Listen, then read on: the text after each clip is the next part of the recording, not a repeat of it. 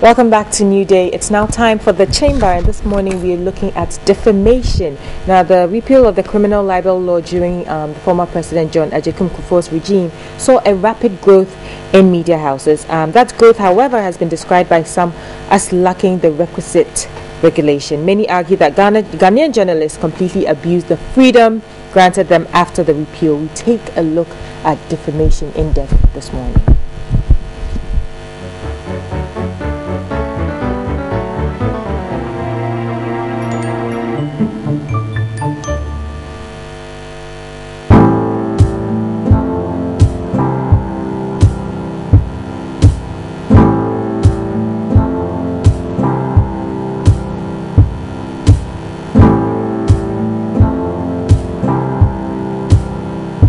The criminal libel law under Kwame Nkrumah was inherited from the then British colonial administration as promulgated under the 1960 Criminal Code Act 29.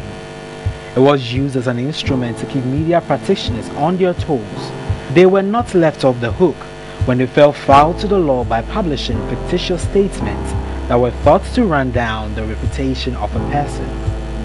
The case of the Republic of Ghana versus Kweku Baako Jr. of the Guide newspaper, the Republic of Ghana versus Haruna Atta of the Statesman cannot be swept under the carpet. The criminal libel law was repealed during the regime of former President John Agyekum Kufuor in 2001 to avoid censorship and safeguard the rights of journalists and ensure accountability.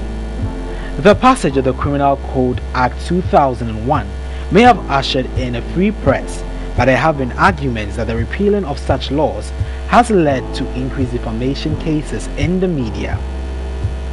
Defamation is the act of exposing a man to hatred, ridicule, or contempt. In Octave Mensah in 2005 sued the cartoonist of Daily Guide newspaper, the paper's managing editor Gina Blade, and its publishers Western Publications Limited for a caricature of a sheep in tribal marks, which he claimed was designed to portray him in a manner that sought to ridicule him. The Accra Fast Track High Court, however, threw out the suit. It is easy to believe that the repealing of the criminal libel law has contributed to the advancement of a vibrant critical media in Ghana. Many, however, hold the view that some journalists are misusing media freedom. A report by Modern Ghana in 2006 indicates that close to 90% of libel cases at the Fast Track Court involve journalists and media houses. The media has been accused of denigrating the government, public officials, and exploiting the gullibility of Ghanaians. The repeal of the criminal libel law has obviously come with its own challenges. Former Attorney General Betimode Idrisu in September 2012 dragged the Statesman's newspaper, Daily Guide, Ghana Web, OMG Ghana, and others to court over the publication of what she described as falsehood. So what kind of defense can a journalist put up in court for defaming any individual?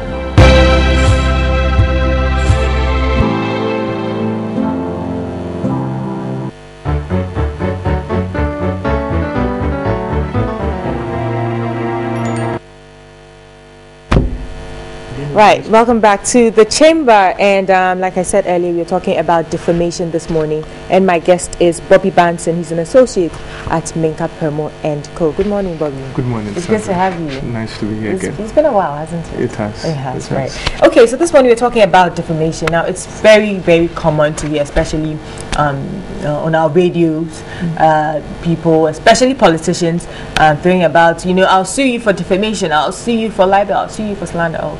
What exactly is defamation? Defamation could be defined in a layman's term as any statement, oral or written, which ends up lowering the reputation of a person in the eyes of the general public or a reasonable man. Okay, so for instance, if I were to say to you that you're tall, could that be construed as defamatory? The test, it's not so much about the words used. It's about whether or not at the end of the day, the person who is affected feels that his reputation has been lowered. Now, if they say you are tall and you are tall, it is not a basis for defamation. Okay. If you are called a thief and you're a thief, it is not a basis for defamation. Okay. At the end of the day, the statement made should not be true. If it is made and it is true, irrespective of how hurt you are, you will not have a cause of action for defamation. So it must be untrue statement. Exactly. The that statement lower must not be your true. reputation in the minds of what? Reasonable Men, the general public, everybody who sees it should see you less of a person than the person would have seen you before the statement was made. Okay. What laws govern defamation in Ghana? Like was said in the introduction, now we don't have the criminal aspect of it that has been repealed. What is left with is only the civil law aspect of defamation. Okay. Probably somebody calling you to bring an action for defamation. What is left with, it's the civil aspect of defamation. Right. And what that one actually is that when a civil suit is introduced, then you would have the suit being done according to the rules of court, the civil high court rules. So we don't have criminal aspect, we only have it as a civil case. Okay. Now, what is the difference between slander and libel? Slander is oral. They are both aspects of defamation. Okay. When we talk about slander, we are talking about an oral statement, not written. But when we talk about libel, then we are talking about a written statement. But they are all forms of defamation. They are all forms of defamation. So it will depend on the form in which it comes in. Exactly. Okay. Safe to say that with slander, it's more difficult to prove because the person says it. You may not know what the person is about to say, so you may not record it. So if the person says it and then you come back and you say, hey, you said this, you may deny. But if it's written, then it's documented and you have all the proof and evidence. Okay. Now, I've heard that it's very difficult to prove defamation. Is that true? Do we see a lot of cases in our courts? Yes, there are cases. I won't say a lot, but there are cases in our court on defamation. It's difficult to establish because of the defenses allowed by law. What are some of these defenses? For the purpose of this discussion, there are two defenses that apply. The first one will be a fair comment, and the second one will be a privileged information. Okay, the fair comment, what you mentioned earlier as being a truthful statement. A statement or fair comment represents an opinion based on facts which are true. Okay. So the person publishing it must first state the facts which are true. Okay. So if the fact is that I was here this morning, and then someone said, based on the fact that I was here this morning, he thinks that I wasn't in court. That is an opinion, but the opinion is based on a statement which is true. Okay. But if the basis of your opinion is false, and the person who is affected by it will be able to establish malice, then you'll be liable for defamation. So malice, that's malice a key word, is a key word. It's a key word in cases of defamation. So you must be able to establish that whoever made that comment did so with malicious intent. Exactly, knowing that it is not true, and then did it. Now, that like we said, that would be very difficult to prove, wouldn't it? It would be very difficult to prove. Usually, in the media circles, one is expected that by your code of ethics, before you put up any case about someone in the public, you should first attempt to ask the person his side of the story. And so, if you don't attempt to do so and you put it out in the public, and then what it means then is that the person can come back and say that, hey, what you said is not true, and I'm saying that you did it maliciously because you did not attempt to reach me for my side of the story. And so if you had any positive intent, that would have been what you would have done, and not just go into the media or go into the public and publish what you did. Okay, now you mentioned a second aspect, which is a privileged, qualified privilege. And by that, what it means is that there are some statements that are made in the normal course of duty of the person making it. The person must establish that he has an obligation, oral or legal, to make that statement. For instance, if police comes to me and asks me, did I see anybody break into Sandra's house? And I saw Kofi do it. Say, yes, I saw Kofi go into Sandra's house. Now, as a citizen, I owe a duty to report such matters to the police.